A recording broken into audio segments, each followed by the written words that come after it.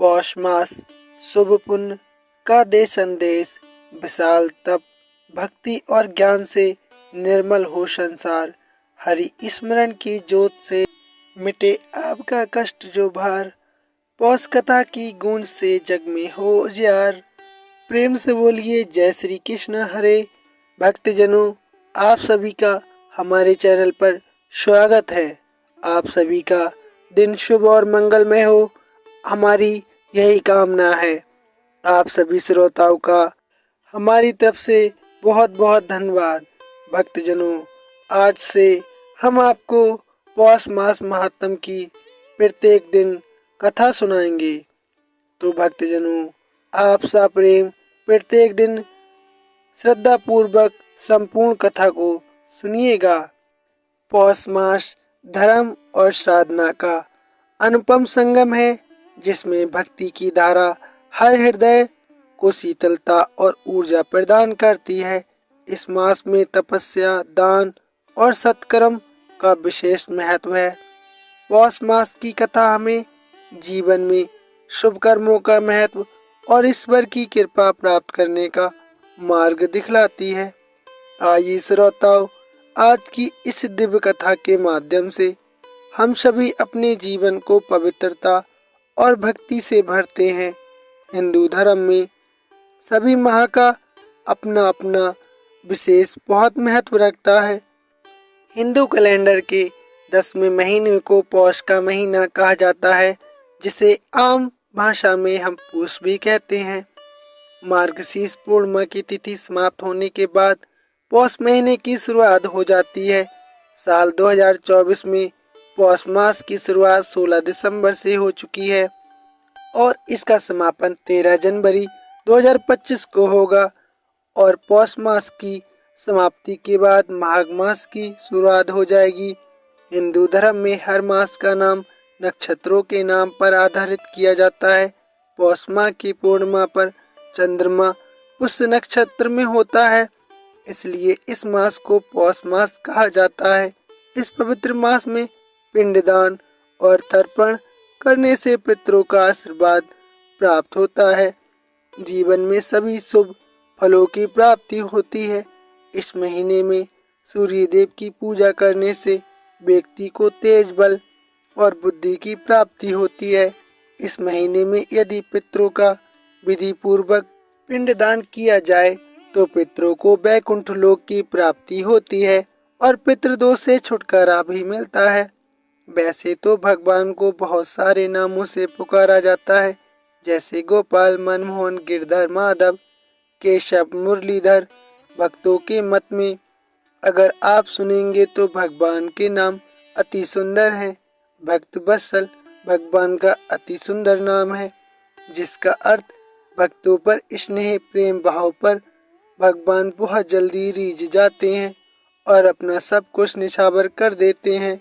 फिर चाहे वह भक्त शिरोमणि प्रहलाद की तपस्या की हो, या भील कुल में जन्मी माता शबरी की हो, या वात्सल प्रेम को चाहे याद साधना कसाई के कपट रहित भाव को किया जाए, या मीराबाई की अनन्य भक्ति को भगवान ने हर बार अपनी भक्त वत्सल होता साबित की है। अपने भक्तों की पुकार पर वह जरूर दौड़े चले आए हैं। और आज की सी कड़ी में गजेंद्र मोक्ष की कथा आती है। जब भगवान अपने भक्त के बुलाने पर नंगे पांव भागे चले आए, तो चलिए आपको सुनाते हैं गजेंद्र मोक्ष की अद्भुत कथा। प्राचीन समय की बात है। द्रिवण देश में एक पांडव वंशी राजा राज करते थे, जिनका नाम था इंद्रद्युम्न। वे भगवान के बहुत ही अच्छे भक्त थे एवं वह हर समय भगवान की आराधना भक्ति में लगे रहते थे। यद्यपि उनके राज्य में चारों ओर सुख शांति थी, प्रजा प्रत्येक रीति से संतुष्ट थी, प्रसन्न थी, फिर भी राजा इंद्र दम अपना समय राज कार्य में बहुत ही कम दे पाते थे। उनका कहना था कि भगवान विष्णु ही मेरे राज्य की व्यवस्था करते हैं, इसलिए वे अपने इष्ट परम प्रभु की उपासना में ही सदा लीन रहते थे। राजा इंद्रद्युम्न के मन में आराधना की लालसा बढ़ती ही चली गई। इस कारण एक बार वे राज्य को त्याग कर मलय पर्वत पर रहने लगे। तब उन्होंने अपना वेश तपस्वी जैसा बना लिया।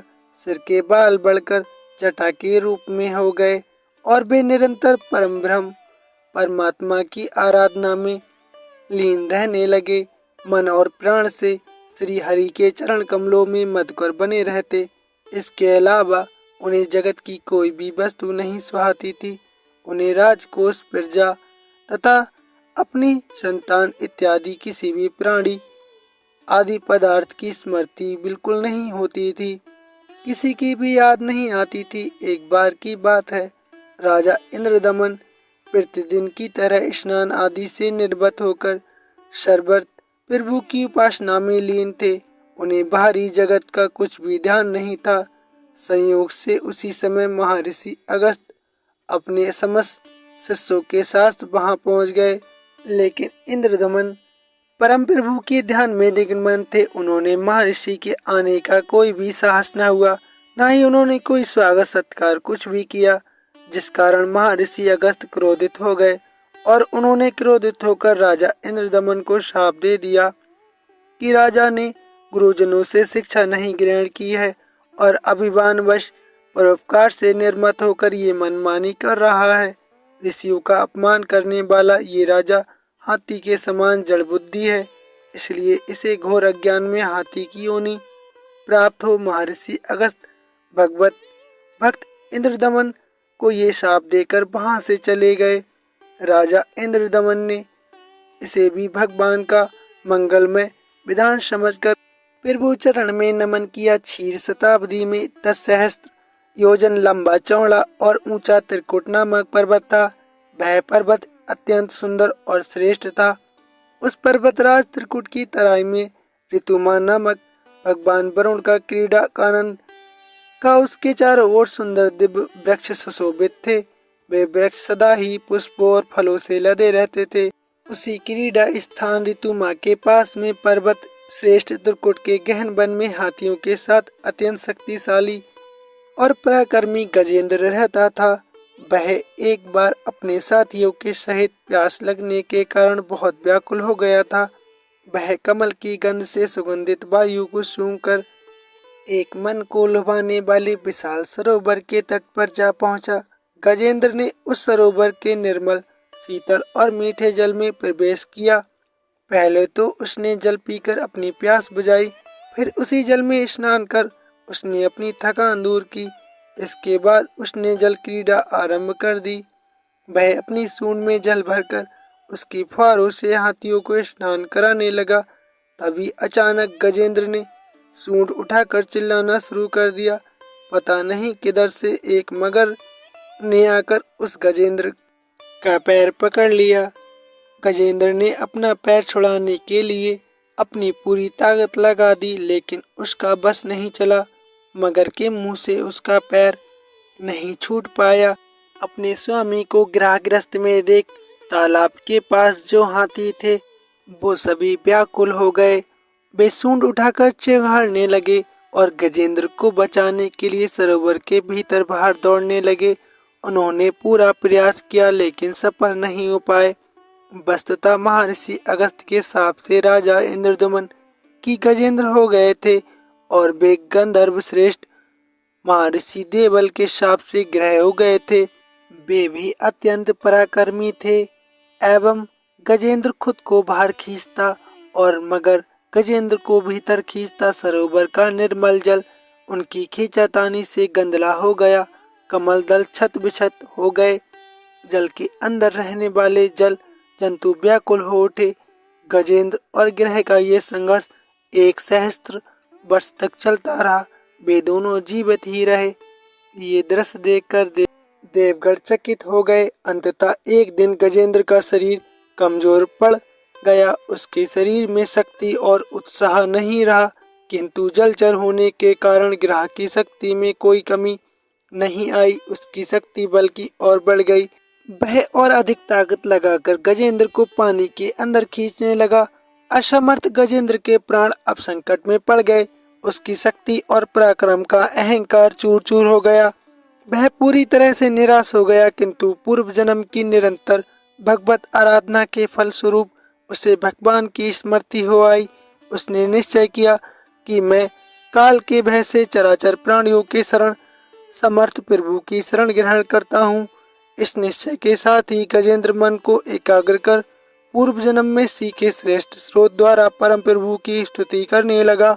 गजेंद्र की करुण स्थिति सुन भगवान विष्णु प्रकट हो गए। गजेंद्र को पीड़ित देख भगवान विष्णु गरुड़ पर सवार होकर अत्यंत तेजी से उस सरोवर तट पर जा पहुंचे। जब जीवन से निराश और पीड़ा से झटपटाते गजेंद्र ने हाथ में चक्र लिए गरुड़ पर विराजमान भगवान विष्णु को तीव्रता से अपनी ओर आते देखा तो उसने कमल का एक सुंदर पुष्प अपनी सूंड में लेकर ऊपर उठाया और बड़े कष्ट से कहा, नारायण, हे जगत गुरु, हे भगवान, आपको नमस्कार है।